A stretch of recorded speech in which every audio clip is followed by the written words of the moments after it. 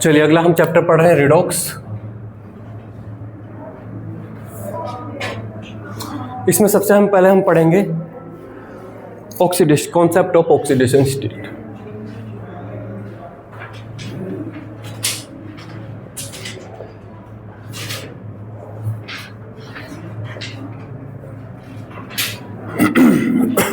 Concept of oxidation state.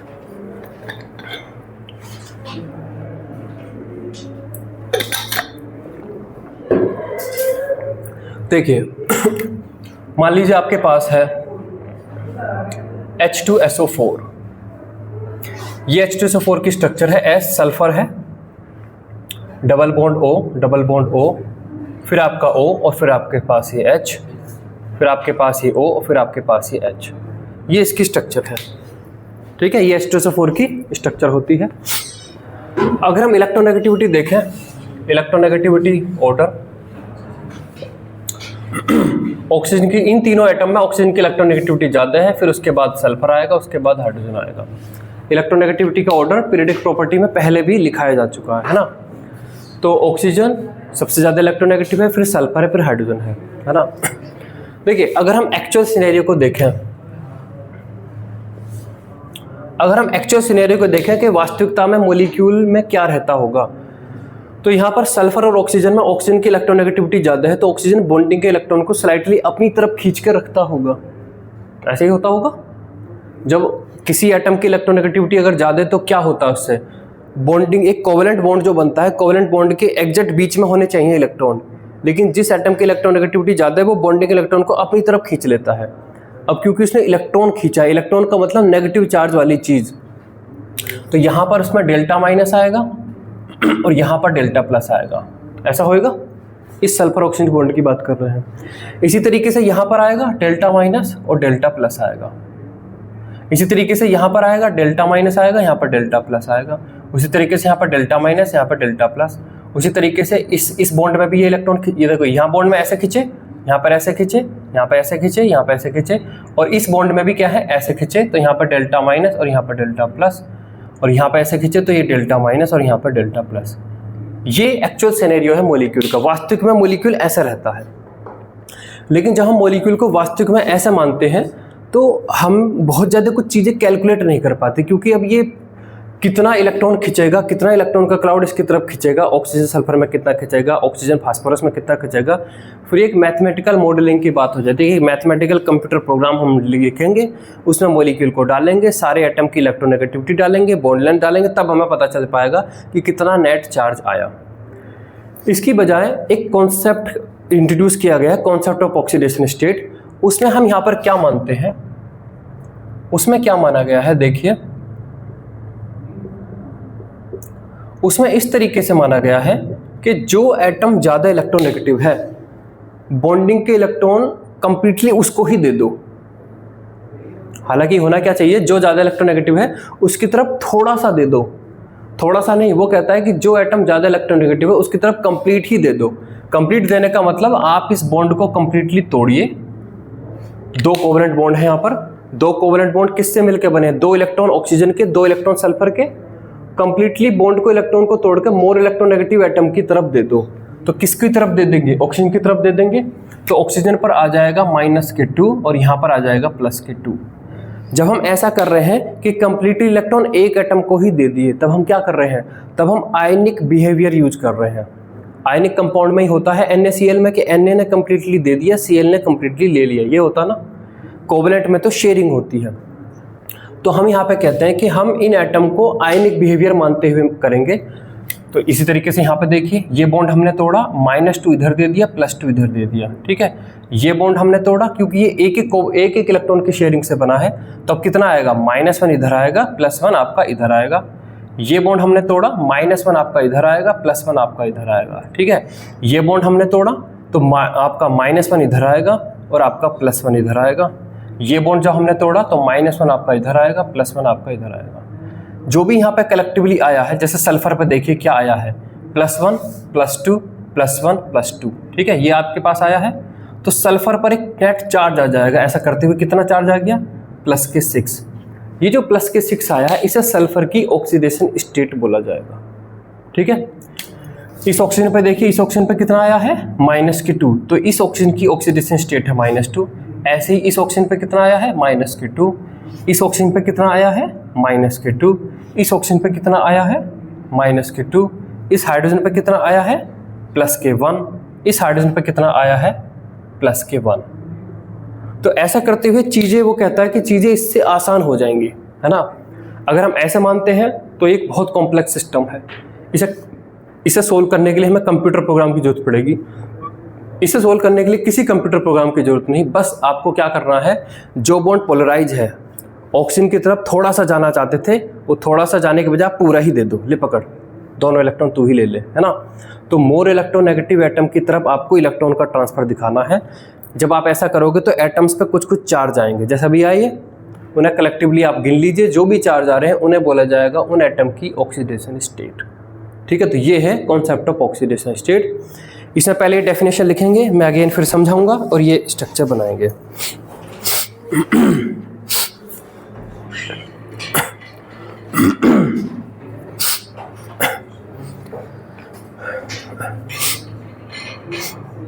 लिखिए इसमें oxidation number और ऑक्सीडेशन स्टेट। कई बार उसे ऑक्सीडेशन नंबर बोलेगा, कई बार उसे बोलेगा ऑक्सीडेशन स्टेट। ये दोनों अलग अलग चीज़ें नहीं है, एक ही चीज़ है। ऑक्सीडेशन नंबर और ऑक्सीडेशन स्टेट, कॉमा। देखिए, ऑक्सीडेशन स्टेट आपकी पॉजिटिव हो सकती है, नेगेटिव हो सकती है, या जीरो भी हो सकती है ना। फ्रैक्शन नहीं होगी, या तो इलेक्ट्रॉन उसके पास से आया होगा या इलेक्ट्रॉन उसके पास से गया होगा, या तो माइनस में चार्ज आएगा, -1 -2, या प्लस में आएगा, +1 के +2। या जब मान लो एक बॉन्ड ऐसा है जो मान लो किसके बीच में, Cl के बीच में एक बॉन्ड है, तो Cl का जब बॉन्ड तोड़ोगे तो दोनों एटम क्योंकि इलेक्ट्रॉन नेगेटिव है, तो ना तो इलेक्ट्रॉन इसकी तरफ गया ना इसकी तरफ, तब 0-0। दैट मीन ऑक्सीडेशन स्टेट या तो पॉजिटिव इंटीजर होगी या नेगेटिव इंटीजर होगी या जीरो, फ्रैक्शन नहीं होगी। फ्रैक्शन क्यों नहीं होगी, क्योंकि इलेक्ट्रॉन 1/3 नहीं जा सकता कहीं पे, 2/3 नहीं जा सकता, है ना। तो लिखिए विच में B positive integer, comma negative integer और जीरो, विच में B positive integer, comma negative integer और जीरो, कॉमा।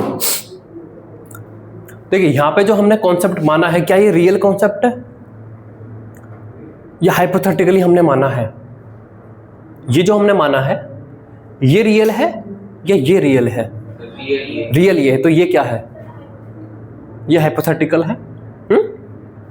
रियल वो है तो ये हाइपोथेटिकल है ना। तो इसका मतलब ये जो चार्ज है ये एक तरीके से हाइपोथेटिकल चार्ज है। एक्चुअली में ऐसा नहीं होता, ये हाइपोथेटिकल है, लेकिन इसको हाइपोथेटिकल मानने से हमारा काम आसान होता है। तो लिखिए is the hypothetical charge,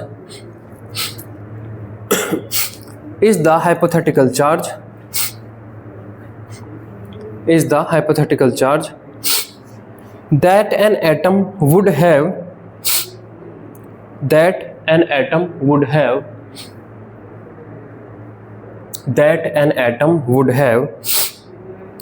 if all bonds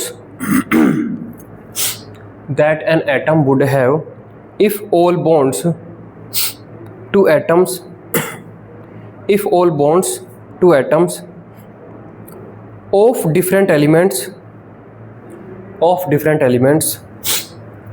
were, देखिए अंग्रेजी में जब भी इफ और वर आता है तब कल्पना की बात की जा रही है। Were 100% ionic, were 100% ionic, comma with no covalent component, with no covalent component, with no covalent component, with no covalent component. ठीक है, अब ये बनाइए, जो ये लिखा हुआ है इसे बनाइए। मैं चाहूंगा जब आप इसको बना रहे हो तब स्ट्रक्चर को थोड़ा सा बड़ा बनाओ और ये बॉन्ड खुद से तोड़कर फील करो कि किधर जाते हैं। ऑक्सीजन की तरफ जाने हैं, 2 बॉन्ड टूटे तो 2 माइनस, उसकी तरफ 2 प्लस, ऐसा है ना।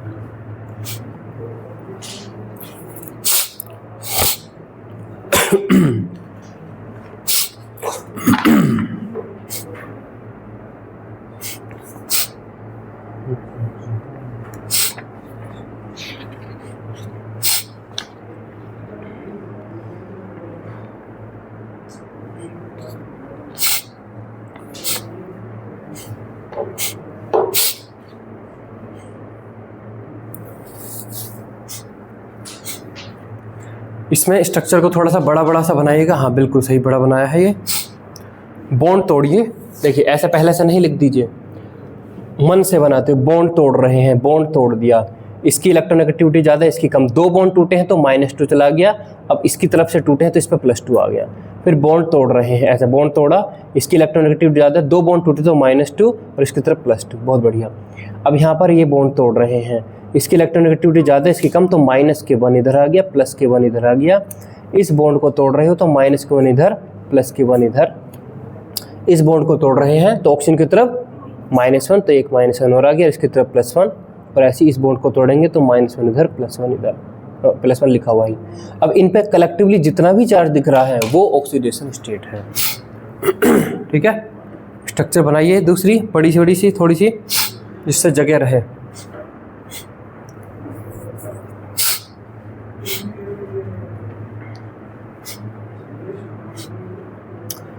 ऐसे क्या, ऐसे नहीं भाई, ऐसा नहीं करना है, पहले से ही तुमने लिख लिए।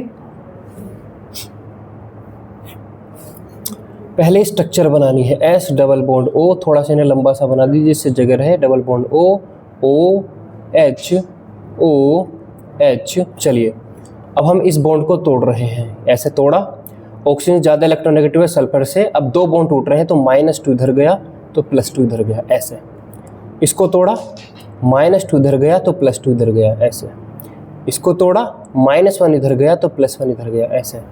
इसको तोड़ा, -1 इधर गया तो +1 आपका इधर गया, ऐसे। इसको तोड़ा, ऑक्सीजन ज़्यादा इलेक्ट्रोनेगेटिव है तो -1 इधर गया तो +1, ऐसे।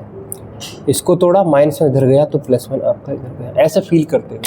पहले से पहले मत लिखिए उसको, ठीक है। बॉन्ड पहले तोड़िए, आपने बॉन्ड तोड़ा है, आपके दिमाग में होना चाहिए कि ये ज़्यादा इलेक्ट्रोनेगेटिव है, ये कम इलेक्ट्रोनेगेटिव है, तब करिए।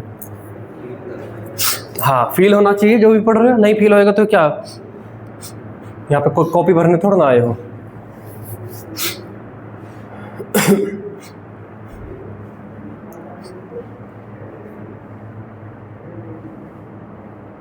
चलिए अब देखिए, इस तरीके से ये ऑक्सीडेशन स्टेट निकालने का फंडामेंटल है। जो भी ऑक्सीडेशन स्टेट निकालने का वो है, ये फंडामेंटल है। लेकिन इस तरीके से करने के लिए हमें हर बार क्या चाहिए, मॉलिक्यूल की स्ट्रक्चर चाहिए। मॉलिक्यूल की करेक्ट स्ट्रक्चर हमें पता होनी चाहिए, तभी हम निकाल पाएंगे। अगर मॉलिक्यूल की करेक्ट स्ट्रक्चर नहीं पता तो हम नहीं निकाल पाएंगे। तो हमने कुछ रूल्स बनाए हैं, उस रूल के अकॉर्डिंग अगर आपको स्ट्रक्चर नहीं भी पता तो भी आप किसी एटम की ऑक्सीडेशन स्टेट निकाल सकते हो। तो अब हम उन रूल को जानेंगे, ठीक है। ये रूल तो हो गया, ये तो फंडामेंटल है, ये तो हमेशा काम करेगा। लेकिन हमेशा काम करने के लिए आपको हमेशा क्या होनी चाहिए, स्ट्रक्चर पता होनी चाहिए।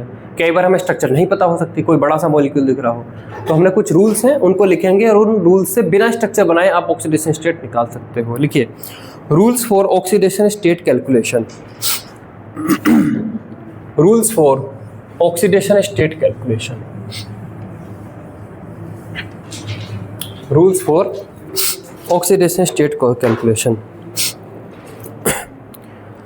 पहला रूल तो इसी के लिए है कि कैसे आप ये बॉन्ड तोड़ते हो, ठीक है। तो लिखिए, electrons shared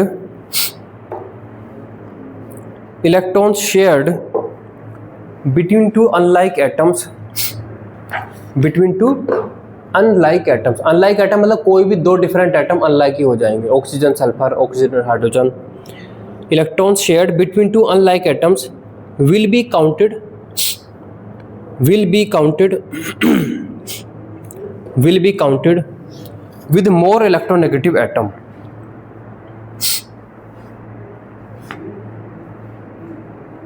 More electronegative atom, that means जब आप बॉन्ड तोड़ेंगे तो मोर इलेक्ट्रोनेगेटिव एटम को आप इलेक्ट्रॉन दे देंगे। अगर आपने सिंगल बॉन्ड तोड़ा तो मोर इलेक्ट्रोनेगेटिव को कितना चार्ज दे देंगे? माइनस कितना? सिंगल बॉन्ड, ये सिंगल बॉन्ड है, आपने ये तोड़ा, ऊपर मोर इलेक्ट्रोनेगेटिव है तो कितना चार्ज दे देंगे इसको? -1, और नीचे दूसरे वाले को +1। ये 2 बॉन्ड तोड़े तो कितना दोगे ऊपर वाले को? हाँ, -2 +2। ठीक, अब इसके लिए आपको इलेक्ट्रोनेगेटिविटी पता होनी चाहिए, है ना। तो देखिए इन जनरल इलेक्ट्रोनेगेटिविटी ऑर्डर, तो अगर आप इतने एटम को भी पता कर लेते हैं तो आपका काम चल जाएगा। फ्लोरीन है, फ्लोरीन के बाद ऑक्सीजन, फिर आपका क्लोरीन, फिर आपका नाइट्रोजन, है ना। क्लोरीन और नाइट्रोजन की कई बार सेम भी लिखी हुई है, लेकिन क्लोरीन और नाइट्रोजन, तो मैं अभी इसे ग्रेटर ही लिख देता हूँ।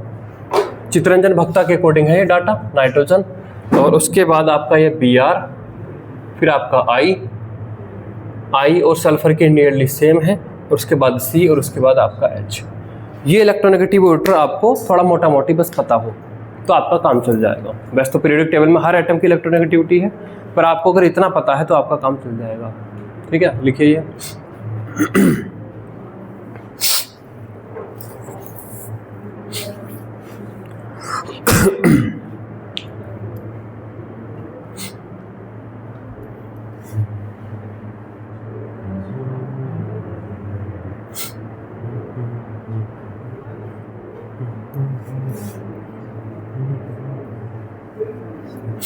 हो गया? चलिए, अब देखिए किसी एटम पर जो चार्ज है वो क्यों आ रहा है? जब वो किसी के साथ कोवेलेंट बॉन्ड बनाया हुआ था, कोवेलेंट बॉन्ड उसकी तरफ टूटा तो माइनस में चार्ज आया, उससे अवे टूटा तो प्लस में चार्ज आया, है ना। लेकिन अगर कोई एटम किसी के साथ कोवेलेंट बॉन्ड बनाए ही ना तो हम कितना चार्ज मानेंगे उस पर? भाई 2 लोग मान लो जुआ खेल रहे हैं तो एक का फायदा है क्या नुकसान? मान लो मैं खेल ही नहीं रहा तो मेरा क्या होगा? ना फायदा ना नुकसान। तो यहाँ पर वो कहता है कि अगर कोई एटम अनकम्बाइंड स्टेट में है, अनकम्बाइंड मतलब किसी के साथ जुड़ा ही नहीं है कोवेलेंट बॉन्डली, तो उसकी ऑक्सीडेशन स्टेट क्या होगी? 0। तो लिखिए oxidation state of an atom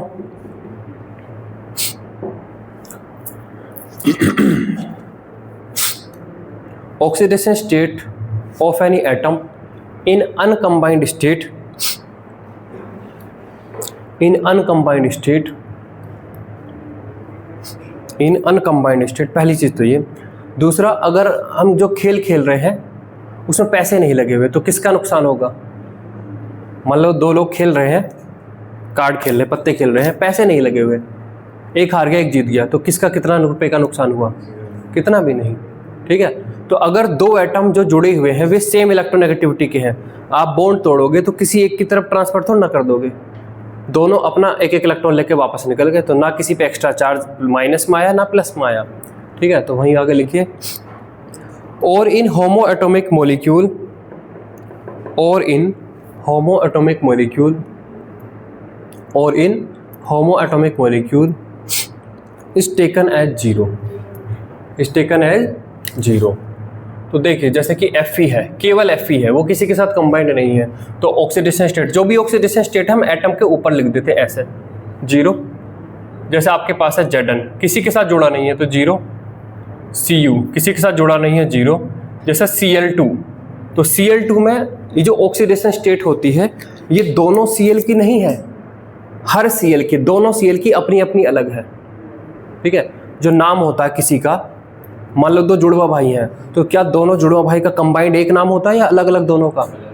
तो जिस तरीके से नाम किसी की इंडिविजुअल की आइडेंटिटी है, उसी तरीके से ऑक्सीडेशन स्टेट भी किसी इंडिविजुअल एटम की आइडेंटिटी है। तो Cl2 में ऑक्सीडेशन स्टेट 0 है, ये किसकी ऑक्सीडेशन स्टेट 0 है? दोनों Cl की 0 है या दोनों इंडिविजुअल Cl की 0? Cl0 ऐसा है, दोनों Cl की अपनी अपनी 0 है। ठीक है, ये 0 क्यों है इसको समझते हैं। देखिए Cl ने किसके साथ बॉन्ड बनाया हुआ है? Cl के साथ बॉन्ड बनाया हुआ है। जब आप यहाँ पर बॉन्ड ब्रेक करोगे, इन दोनों में से कौन सा ज़्यादा इलेक्ट्रोनेगेटिव है? दोनों सेम है। जब दोनों सेम है तो इसकी तरफ भी 0 चार्ज जाएगा, इसकी तरफ भी 0, क्योंकि ना इलेक्ट्रॉन इसकी तरफ गए ना इसकी तरफ गए। तो जब भी होमो एटॉमिक मॉलिक्यूल होगा Cl2, F2, है ना, Br2, I2, N2, और लिख लो O2 भी, O2, ये सब 0 होगा। ठीक है, जब भी एटम अपने ही जैसे एटम के साथ जुड़ा केवल, तो ना तो उसके पास एक्स्ट्रा इलेक्ट्रॉन आए ना उसने इलेक्ट्रॉन दिए, तो ऑक्सीडेशन स्टेट कितनी आ जाएगी? 0 आ जाएगी। लिखिए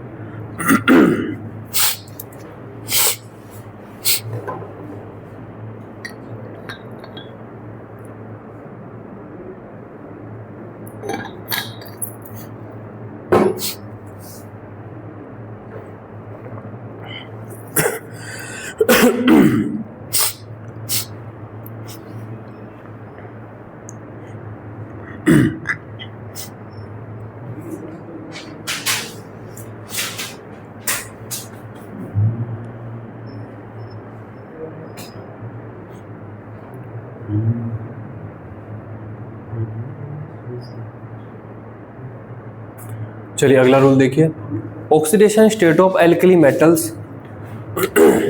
देखिए फर्स्ट ए ग्रुप है, ब्रैकेट में लिखेंगे ऐसे, फर्स्ट ए जो ग्रुप होता क्या होता है उसमें? लिथियम।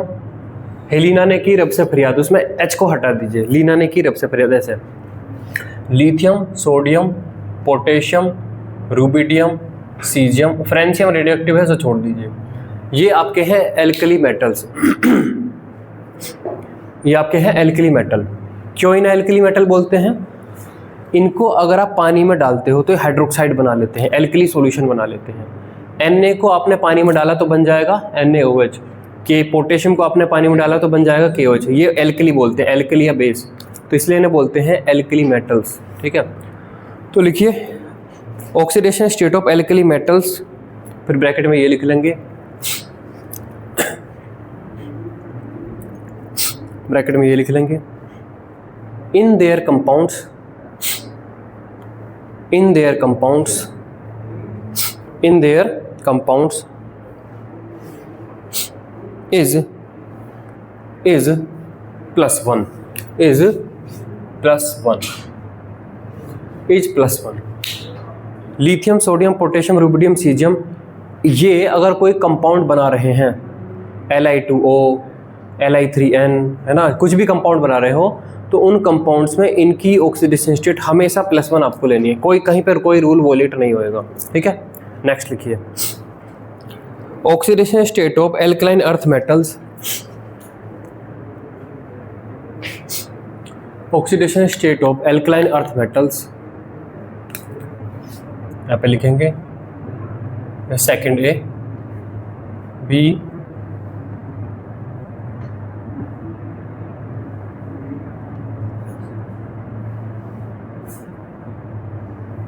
ये है ना, बेटा मांगे कार स्कूटर बाप राजी, है ना। RA को नहीं ले रहे क्योंकि अगेन रेडियोएक्टिव है। ये लिखिए alkaline earth metals, alkaline earth metals. ठीक है, इन इट्स कंपाउंड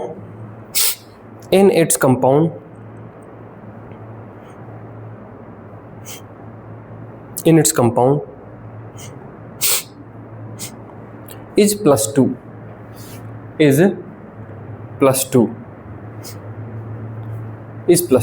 ठीक है। तो मैग्नीशियम का कोई भी कंपाउंड है, Mg2, MgCO3, MgO, कुछ भी, मैग्नीशियम की ऑक्सीजन स्टेट हमेशा होगी +2। ठीक है, चलिए अगला लिखिए oxidation state of hydrogen. Oxidation state of hydrogen,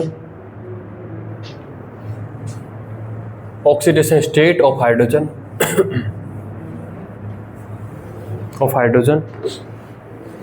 is +1,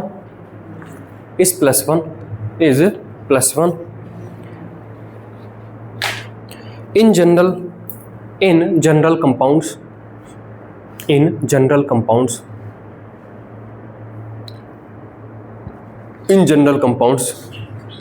क्या मतलब है इन जनरल कंपाउंड्स का? चलिए कोई कंपाउंड बताइए हाइड्रोजन का। H2 +1 होगी। कोई और कंपाउंड बताइए हाइड्रोजन का। H2O2 +1 होगी। H2SO4 +1 होगी। कोई और बताओ। HNO3 +1 होगी। कोई और बताओ। कोई भी कंपाउंड जिसमें हाइड्रोजन आता हो। क्या? HClO3। तुम बताओ उधर। HNO3 तो हो गया था। हाँ CH3COH। ये सारे जो भी कंपाउंड बता रहे हो ये सब इन जनरल कंपाउंड है। जो कंपाउंड मैं कहने वाला वो आप अभी नहीं गैस कर रहे हो। तो ये जो भी कंपाउंड आप गैस कर पा रहे हो इन सारे कंपाउंड्स में हाइड्रोजन की ऑक्सीडेशन स्टेट +1 है, यही आप गैस कर पा रहे थे। अब आगे लिखिए, while it is -1 while it is -1 while it is -1 in metal hydride while it is -1 in metal hydride in metal hydride क्या होते हैं मेटल हाइड्राइड? देखिए, जो एल्कली मेटल है और जो एल्कलाइन अर्थ मेटल है वे हाइड्रोजन के साथ रिएक्ट करके कंपाउंड बनाते हैं। उनमें हाइड्रोजन -1 में होता तो बोलते हैं हाइड्राइड। तो देखिए जैसे कि NaH MgH2 CaH2 एटसेट्रा। इन कंपाउंड्स में अगर आप देखें, आपने अभी पढ़ा कि सोडियम की हमेशा +1 होएगी, इसकी +1 होएगी तो फिर इसकी ऑटोमेटिकली इसे -1 होना पड़ेगा, क्योंकि पूरे मॉलिक्यूल पर कितना चार्ज है? 0। अगर पूरे मॉलिक्यूल पर 0 चार्ज है और अगर इसका +1 है तो फिर ऑब्वियसली इसे -1 होना पड़ेगा। ठीक है, तो ये होते हैं आपके मेटल हाइड्राइड्स। मतलब एल्कली और एल्काइल मेटल जब हाइड्रोजन के साथ कंपाउंड बनाते हैं तो वे नॉर्मल कंपाउंड्स नहीं है, वे मेटल हाइड्राइड्स हैं। लिखिए इसको,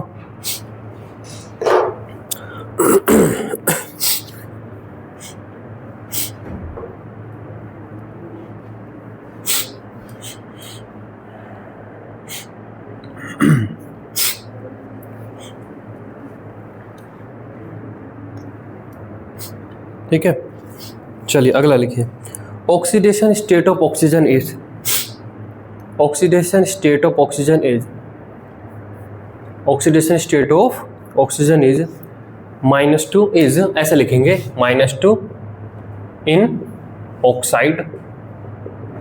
ऑक्साइड क्या होते हैं? ऑक्साइड जैसे कि कोई कंपाउंड बताइए जिसमें ऑक्सीजन आता हो।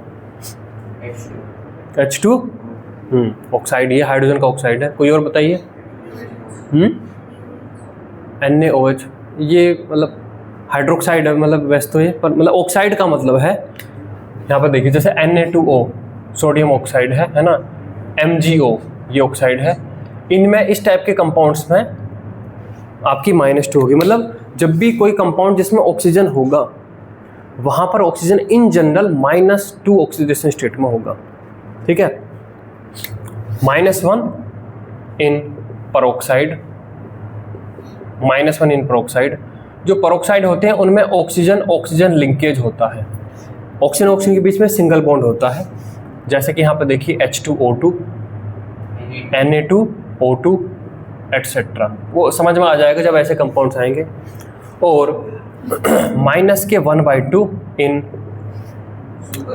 सुपर ऑक्साइड, सुपर ऑक्साइड जैसे कि आपका KO2 RbO2 एटसेट्रा। ठीक है, यहाँ पर देखिए कैसे K की कितनी रहनी है हमेशा, K की कितनी होगी ऑलवेज? +1। तो ऑब्वियस है कि O2 इन दोनों ऑक्सीजन पर कंबाइंड -1 का चार्ज आएगा। तो एक ऑक्सीजन पर एवरेज इस टाइप से हम कह रहे हैं तो कितना बन रहा है? -1/2 आ रहा है ना। ये एक तरीके से इनकी एवरेज ऑक्सीडेशन स्टेट है, क्योंकि हमने अभी बोला था ऑक्सीडेशन स्टेट फ्रैक्शन में नहीं होती। ये दोनों ऑक्सीजन की एक तरीके से एवरेज ऑक्सीडेशन स्टेट है ना। ये क्या है? ये हम यहाँ पर एक तरीके से average oxidation state of O है ये। ठीक है, इस तरीके से हम मान सकते हैं इसको, क्योंकि ऑक्सीडेशन स्टेट हमेशा इंटीजर या 0 ही होगी। ठीक, ये लिखिए इसे।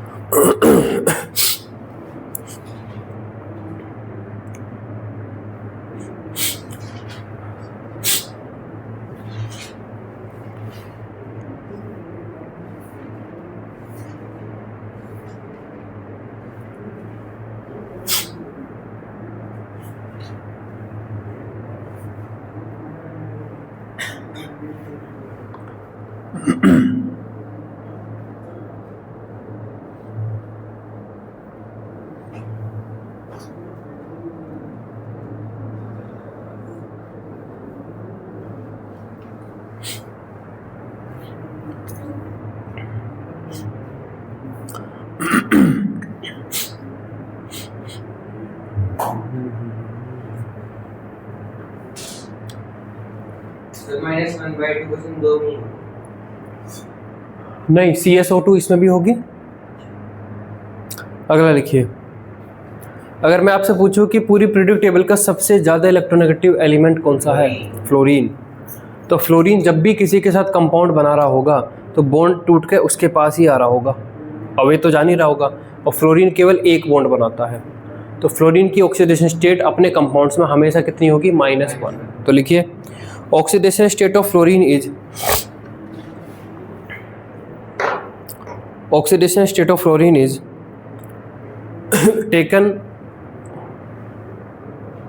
-1 in its compounds, -1 in its compounds, in its compounds। ठीक है, अगला लिखिए,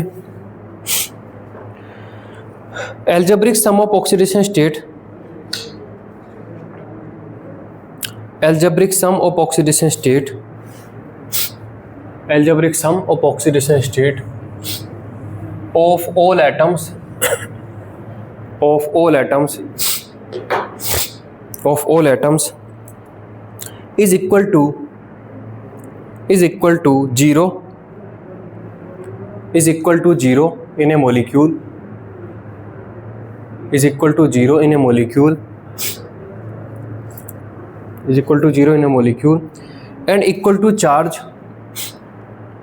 and equal to charge, and equal to charge in ion, and equal to charge in ion।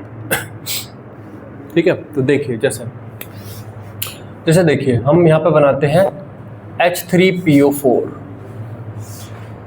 ये कैसा मॉलिक्यूल है, न्यूट्रल है या आयन है? ये मॉलिक्यूल है, आयन है? क्या डिफरेंस होता है मॉलिक्यूल आयन में? आयन पे चार्ज होता है, या तो प्लस या माइनस। मॉलिक्यूल पे ओवरऑल कोई चार्ज नहीं होता। ये एक मॉलिक्यूल है, तो कहता है ये जो मॉलिक्यूल है इसमें जितने भी एटम हैं उनकी ऑक्सीडेशन स्टेट का एल्जेब्रिक सम 0 होगा। मतलब क्या है इसका, कैसे करेंगे, 3 इंटू, ऐसा ब्रैकेट लिखेंगे, ये ब्रैकेट हटाइए, 3 इंटू ऑक्सीडेशन स्टेट ऑफ क्या, हाइड्रोजन। ठीक है, plus 1 into oxidation state of phosphorus, है ना, plus 4 oxidation state of oxygen equals to क्या होगा, 0।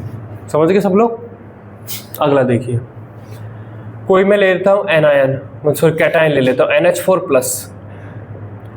इस कैटायन पर कितना चार्ज है, +1 का चार्ज है। तो इसमें भी एल्जेब्रिक सम क्या होगा, 1 इंटू ऑक्सीडेशन स्टेट ऑफ क्या, N, plus 4 into oxidation state of क्या, H, और इक्वल्स टू किसके बराबर होगा, 0 के बराबर, +1।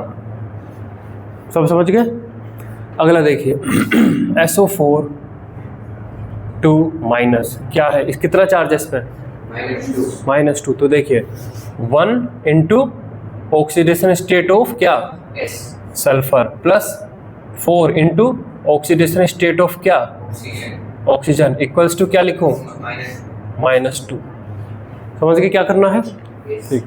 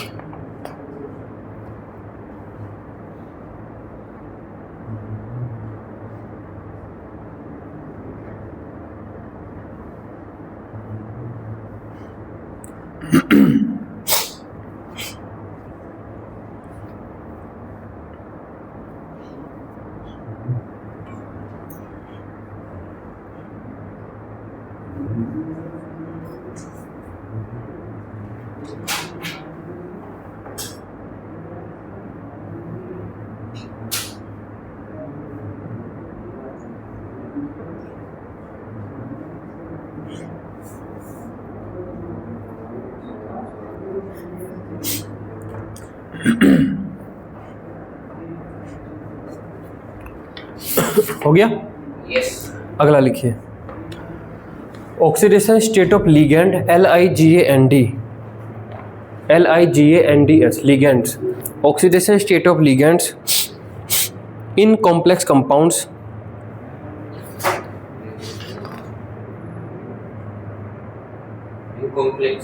in complex compounds is taken as follows.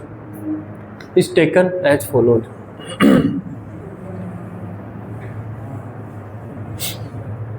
Is taken as follows. तो देखिए, पहले आपको ये पता होना चाहिए कि कॉम्प्लेक्स कंपाउंड किसको बोलते हैं। जैसे ये है K4FeCN6, ये आपको ये बिग ब्रैकेट दिख रहा है। ये इन कॉम्प्लेक्स कंपाउंड में ऐसा है कि ये बिग ब्रैकेट यहाँ पर होता है CuNH3,4, यहाँ पर SO4। जो ये जो बिग ब्रैकेट आपको दिख रहा है, इस बिग ब्रैकेट में आपको एक मेटल दिख रही होगी। लेफ्ट वाले बिग ब्रैकेट में मेटल दिख रही है, यस सर। क्या है? Fe।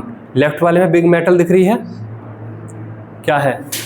इसके अलावा जो इसमें बिग ब्रैकेट में है उसे लिगेंड बोलते हैं। यहाँ से देखिए CN है, ये कहने के लिए तो हम इसे साइनाइड आयन बोल सकते हैं, लेकिन इसे आयन नहीं बोलते, यहाँ पर इसे बोलते हैं लिगेंड। ऐसे इसको बोलते हैं लिगेंड।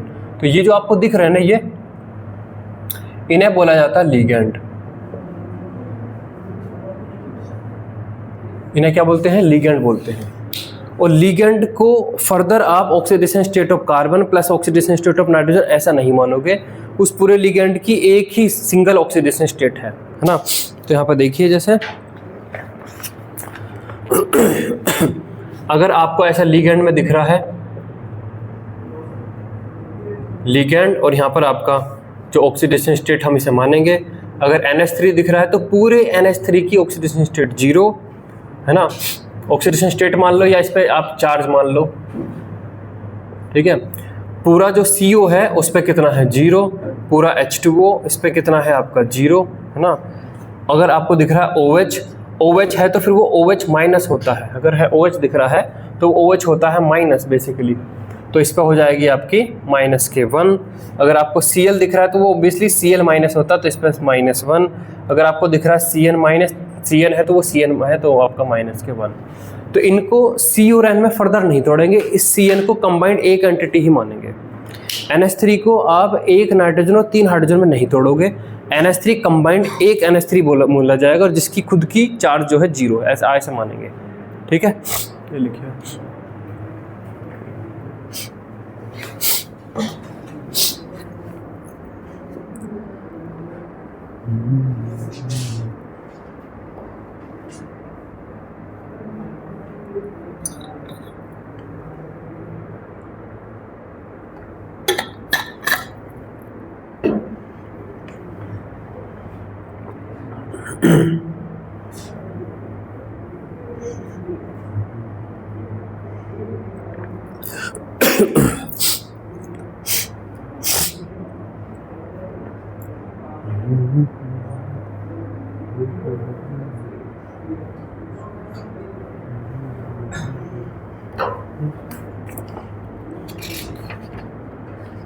सर जो इसमें पहला कंपाउंड है इसमें उसकी ऑक्सीडेशन -1 होगी।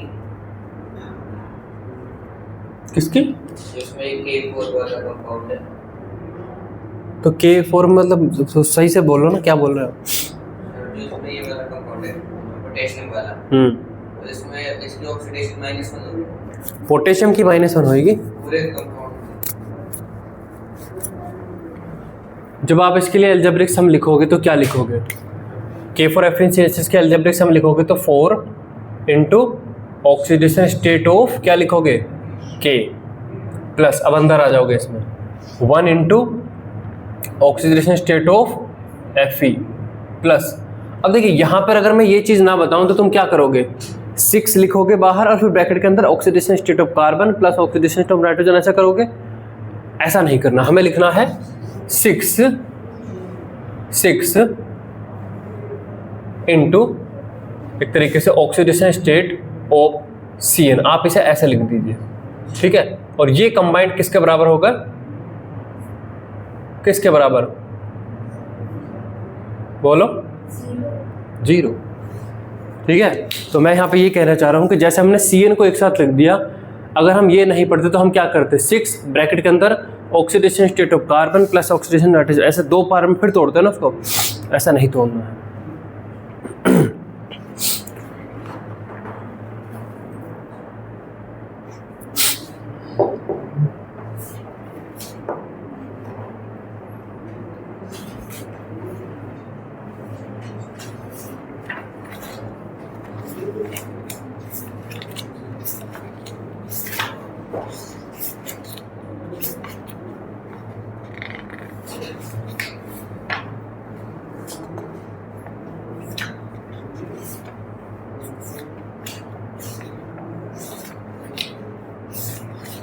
वो कौन सा हो गया? एक रूल और लिखिए। देखिए, जो मॉडर्न पीरियोडिक टेबल है उसमें जो वर्टिकल ये कॉलम्स हैं इनको ग्रुप बोलते हैं, और ग्रुप की नंबरिंग की गई है 1 2 3 4 5 6 7 8 16 18 तक। वहीं जो मेंडलीव की पीरियोडिक टेबल है उसमें ग्रुप को 1A 2A ऐसा भी लिखा हुआ है। तो हमने जो पीरियोडिक टेबल बनाई है उसमें 1A 2A ऐसा भी लिखा है, 1 2 3 4 ऐसा 18 तक भी लिखा है, और रोमन में first A second A first B second B ऐसा भी लिखा है। तो वो जो मेंडलीव वाला first A second A third A है उसकी बात हम कर रहे हैं, है ना।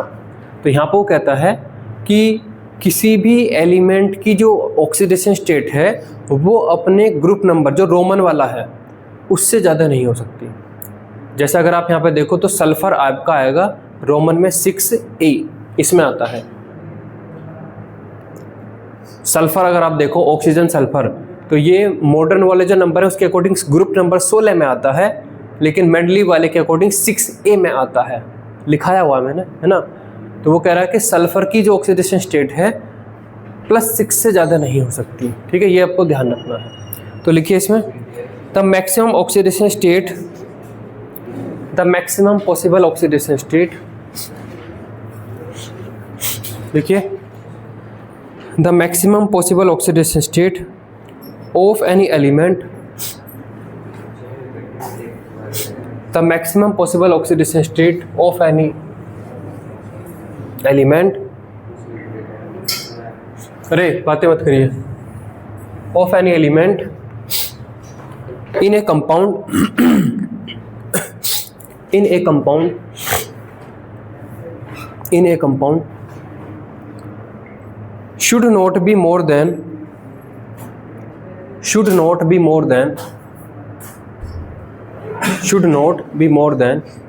its group number,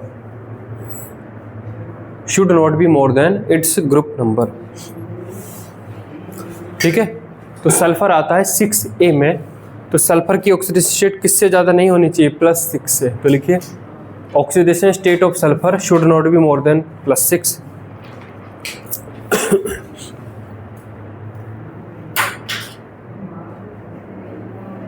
next time में लिखिए oxidation state of Cr chromium, oxidation state of Cr should not be more than +6। Oxidation state of chromium should not be more than +6। +6 से कम हो सकती है? कम हो सकती है, कम में कोई रेस्ट्रिक्शन नहीं है, इतनी, है ना। चलिए अब देखिए, आपको कुछ एलिमेंट की कुछ ऑक्सीडेशन स्टेट अगर ये पहले से पता है तो आपका फ़ायदा हो सकता है ना। कुछ एलिमेंट की तो हमने बता दी फिक्स है, एल्कली मेटल की फिक्स है, एल्कलाइन अर्थ मेटल की फिक्स है, ऑक्सीजन की लगभग फिक्स है, हाइड्रोजन की फिक्स है। कुछ मेटल्स की आपको अगर पता हो तो आप कॉन्फिडेंट फील करोगे, है ना। तो देखिए element with different oxidation state, element with different oxidation state, है ना। Fe की आपकी होती है +2 और +3। कॉपर की होती है +1 एंड +2। Mn की आपकी होती है +7 +6 प्लस के 4 प्लस के 2, ठीक है। सल्फर की होती है माइनस के 2, 0 प्लस के 2, है ना, प्लस के 2.5, ये एवरेज ऑक्सीडेशन स्टेट आ रही है ना, प्लस के 4 प्लस के 6, है ना। हेलोजन एटम जैसे कि Cl, Br, I, इनकी अरे बातें मत करिए, -1, 0, +1, +3, +5, ये कुछ एलिमेंट्स के हमने लिए। हालांकि बहुत सारी एलिमेंट्स हैं, उनके ऑक्सीडेशन स्टेट है। कुछ आपको अगर ये याद हो तो आप ऑक्सीडेशन स्टेट निकालते टाइम कॉन्फिडेंट फील करोगे, एक्स्ट्रा जानकारी आपके पास रहेगी। ये लिखिए, जैसे इसमें जैसे किसी की 2 है तो हम उसको यूज करेंगे, यूज़ नहीं करेंगे। जिनकी भी वेरिएबल है उनकी आप यूज़ नहीं कर सकते, उनकी आप बाकी एलिमेंट के रेस्पेक्ट में निकालोगे। जो चीज़ फिक्स है ही नहीं उसको रेफरेंस कैसे ले सकते हो, है ना।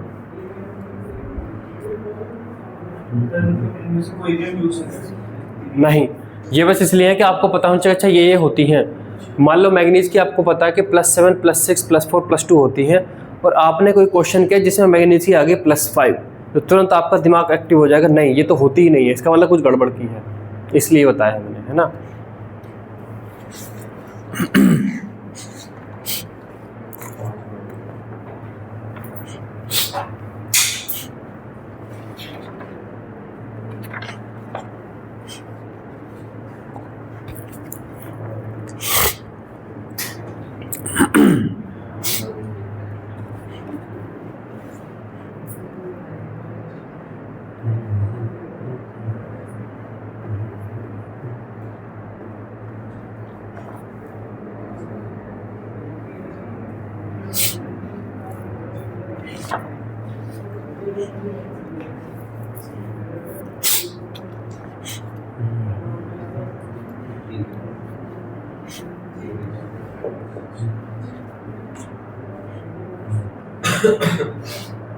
ये शीट लेके आए हो,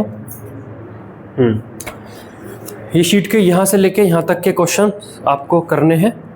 उसके आगे स्ट्रक्चर रिक्वायर्ड, वो मैं स्ट्रक्चर बताऊंगा। तो पहले देखिए करेंगे कैसे। यहाँ पे उसने लिखा हुआ है कि KMnO4 है, KMnO4, Mn को उसने बोल्ड किया हुआ है कि जो एटम एलिमेंट मैंने बोल्ड किए हुए उनकी ऑक्सीडेशन स्टेट बतानी है। देखिए मान लो आप दुकान पे जाते हैं, मम्मी ने आपको दिए 100 रुपये कि दुकान पर से जाकर तुझे जो है कुछ सामान लाना है, दूध का पैकेट लाना है, ब्रेड लानी है। 100 रुपये दिए हैं, दूध है मान लो 60 रुपये का, है ना, और बिस्किट का पैकेट है आपने लिया, बिस्किट का पैकेट है, मतलब बिस्किट का पैकेट आपको नहीं पता, आप जब वापस आए दूध का पैकेट और बिस्किट का पैकेट था, दूध था 60 रुपये का और आपके पास 20 रुपये और बचे हुए हैं, और मम्मी पूछती है कि बिस्किट कितने रुपये का है, तो कितने का है, 20 का है। लेकिन बिस्किट के पैकेट पे कहीं पे भी दाम नहीं लगा, फिर भी आप कैसे बता पाए, 100 क्योंकि उन दोनों चीज़ों का एल्जेब्रिक सम 100 के बराबर बैठना था, यही ना, तो अननोन चीज़ का आपने निकाल लिया। ये जो KMnO4 लिखा है इसमें पोटेशियम पे हम गारंटी ले सकते हैं कि उसकी ऑक्सीजन स्टेट कितनी होती है, हमेशा +1। ऑक्सीजन की भी 99% केस में ऑक्साइड्स ही होते हैं, तो कितनी गारंटी हो, क्या होती है, -2। तो अगर आपको पोटेशियम की पता है और ऑक्सीजन की पता है, तब क्या आप Mn की ऑक्सीडेशन स्टेट निकाल सकते हो, यस। तो यही चीज़ हमें यहाँ पे लगानी है। कैसे लगाएंगे, देखिए oxidation state 1 into oxidation state of K plus, अब मान लीजिए Mn की ऑक्सीडेशन स्टेट आपको नहीं पता, जिसकी नहीं पता या निकालनी है आप क्या मान लीजिए, X मान लीजिए, और प्लस के 4 ऑक्सीडेशन स्टेट ऑफ क्या, ऑक्सीजन, और इक्वल्स टू क्या करोगे, 0। तो क्या आ जाएगा 1 और ब्रैकेट के अंदर +1 आ गया, प्लस के x, फिर प्लस यहाँ पर 4 ब्रैकेट के अंदर कितना आ गया, इक्वल्स टू 0। सोल्व करोगे तो प्लस के 7। तो ये खेल आपको खेलना है। चलिए अब बचा हुआ जो 1 घंटा आपका है ना, खूब खेलिए इस खेल को। पहले पन्ने पे खेल खेलना है, ये खेलिए।